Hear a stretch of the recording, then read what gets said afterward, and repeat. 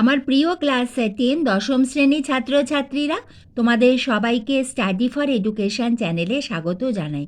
তোমাদের ক্লাস 10-এর খুবই গুরুত্বপূর্ণ একটি বিষয় হলো অঙ্ক, গণিত। তোমরা যারা এই বছর ক্লাস 10-এ উঠেছো, আজ আমি তোমাদের কাছে নিয়ে এসেছি তোমাদের ফার্স্ট সামেটিভ ইভ্যালুয়েশন অর্থাৎ প্রথম পর্যায়ক্রমিক মূল্যায়নের অঙ্কের সিলেবাস, এবং তার সঙ্গে তোমাদের জানিয়ে দেবো তার নম্বর বিভাজন। আমি তোমাদের যে সিলেবাসটি বলবো সেটি মধ্যশিক্ষা পর্ষদ নির্ণীত, কারণ প্রতিটি স্কুল কিন্তু তার সিলেবাস কিছুটা চেঞ্জ করতে পারে। আমি তোমাদের সিলেবাস মধ্যশিক্ষা পর্ষদ অনুযায়ী দেবো, কারণ বেশিরভাগ স্কুলই সেই নিয়মটি মেনে চলে।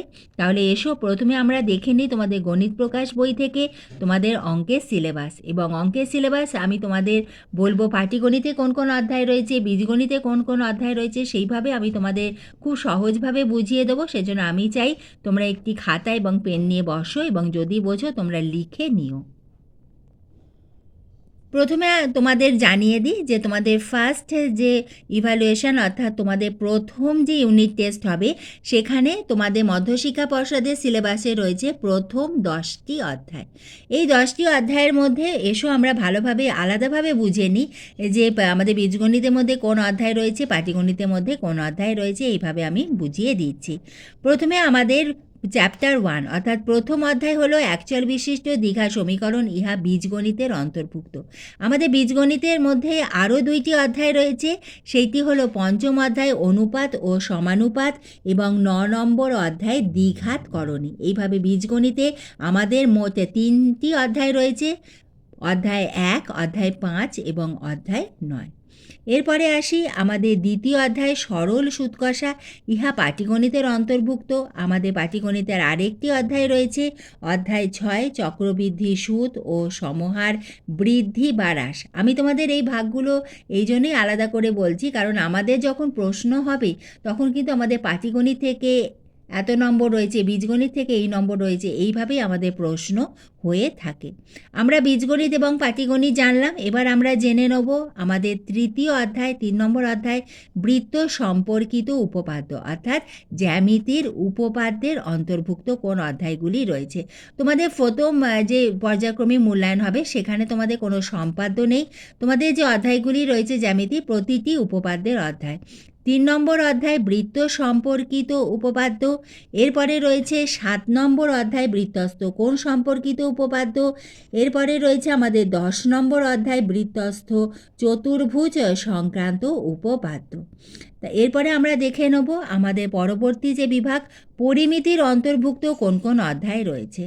পরিমিতির অন্তর্ভুক্ত রয়েছে চতুর্থ অধ্যায় আয়তঘন, এবং তার সঙ্গে রয়েছে 8 নম্বর অধ্যায় লম্ব বৃত্তাকার চোঙ। এই হলো তোমাদের প্রথম যে পর্যায়ক্রমিক মূল্যায়ন তার সিলেবাস। এর সঙ্গে কিন্তু কোনো কোনো স্কুল ত্রিকোণমিতির যে প্রথম অধ্যায় আছে সেটি দিয়ে থাকে, সেজন্য সেটা অতি অবশ্যই তোমরা স্কুল থেকে জেনে নেবে। তোমাদের স্কুলের যে সিলেবাস সেইটা অনুযায়ী তোমরা পড়বে। এইটা আমি তোমাদের বললাম মধ্যশিক্ষা পর্ষদের অন্তর্ভুক্ত সিলেবাস। এবারে এসো আমরা নম্বর বিভাজনটা বুঝে নিই। আমি তোমাদের পাটিগণিতের যে অধ্যায়গুলি বললাম সেখান থেকে তোমাদের বহু পছন্দ ভিত্তিক প্রশ্ন অর্থাৎ এমসিকিউ তোমাদের উত্তর করতে হবে 2টি, বীজগণিত থেকে তোমাদের উত্তর করতে হবে 2টি, জ্যামিতি থেকে তোমাদের উত্তর করতে হবে 2টি। আমাদের পরিমিতি থেকে তোমাদের এমসিকিউ থাকবে না। সংক্ষিপ্ত উত্তরভিত্তিক প্রশ্ন অর্থাৎ সেখানে রয়েছে আমাদের 2 নম্বর প্রশ্নমান 2 মার্কসের প্রশ্ন। সেখানে আমাদের পাটিগণিত থেকে একটি উত্তর করতে হবে, বীজগণিতের একটি, জ্যামিতি থেকে 2টি প্রশ্নের উত্তর করতে হবে, এবং পরিমিতি থেকে তোমাদের উত্তর করতে হবে একটি। সেখানে রয়েছে আমাদের মোট 10 নাম্বার। এরপরে দেখে নেব দীর্ঘ উত্তরভিত্তিক প্রশ্ন। সেখানে কিন্তু আমাদের বিভিন্ন বিষয়ের ওপর বিভিন্ন নম্বর থাকে।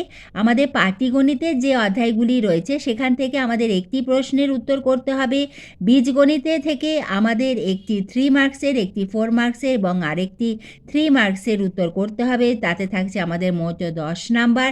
জ্যামিতি থেকে আমাদের একটি উপপাদ্য করতে হবে, সেখানে রয়েছে 5 নম্বর, এবং পরিমিতিতে তোমাদের একটি প্রশ্নের উত্তর লিখতে হবে, সেখানে রয়েছে তোমাদের 4 নম্বর। এইভাবে থাকছে 24 নম্বর, এবং এইভাবে আমাদের মোট যে নম্বর সেইটি হলো আমাদের 40 নম্বর। তোমাদের আমাদের লিখিত পরীক্ষা হবে 40 নম্বরে এবং সেখানে আমাদের 10 নম্বর থাকে প্রজেক্টে। এইভাবে মোট 50 নম্বর তোমাদের পরীক্ষা হবে।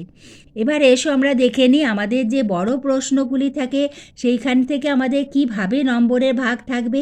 পাটিগণিতে তোমাদের যে 5 মার্কসের প্রশ্ন আসবে সেখানে সরল সুদ কষা, চক্রবৃদ্ধি সুদ, সমহার বৃদ্ধি ও হ্রাস, এই যে রয়েছে অধ্যায়গুলি, সেখান থেকে আমাদের 2টি প্রশ্ন থাকবে। তার মধ্যে যে কোনো একটি প্রশ্নের উত্তর তোমাকে করতে হবে, অর্থাৎ 2টি প্রশ্নের মধ্যে একটি অঙ্ক তোমাকে করতে হবে, যাতে রয়েছে তোমার 5 নম্বর।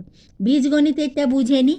আমাদের অ্যাকচুয়াল বিশিষ্ট দ্বিঘাত সমীকরণ সমাধান, এখানে সমাধান তোমাদের রয়েছে, সেটি আমাদের প্রথম অধ্যায়। সেখান থেকে আমাদের 2টি প্রশ্ন থাকবে, তার মধ্যে যে কোনো একটির উত্তর তোমাদের করতে হবে, তাতে রয়েছে আমাদের 3 মার্কস। 3 মার্কের আমাদের অঙ্ক করতে হবে, 3 গুণ 1 করে থাকবে 3 নম্বর। এরপরে বাস্তব সমস্যার সমাধানে দ্বিঘাত সমীকরণের প্রয়োগ, সমীকরণ গঠন ও সমাধান, এখান থেকেও আমাদের 2টি প্রশ্ন থাকবে। এটাও আমাদের প্রথম অধ্যায়েরই প্রশ্ন। 2টি প্রশ্নের মধ্যে একটি উত্তর করতে হবে, যাতে রয়েছে 4 মার্কস। এখানে 4 গুণ 1 করে থাকছে 4 নাম্বার, 4 নম্বর। এরপরে আমাদের অনুপাত ও সমানুপাত এবং দ্বিঘাত করণী, আমাদের অনুপাত সমানুপাত থেকে একটি অঙ্ক থাকবে, দ্বিঘাত করণী থেকে একটি অঙ্ক থাকবে, এবং সেই 2টি প্রশ্নের মধ্যে তোমাদের যে কোনো একটি করতে হবে, তাতে রয়েছে আমাদের 3 নম্বর, 3 মার্কস। এবার জ্যামিতি বুঝে নিই। জ্যামিতিতে আমাদের যে 3টি উপপাদ্য অধ্যায় রয়েছে, বৃত্ত সম্পর্কিত উপপাদ্য, বৃত্তস্থ কোণ সম্পর্কিত উপপাদ্য এবং বৃত্তস্থ চতুর্ভুজ সম্পর্কিত উপপাদ্য।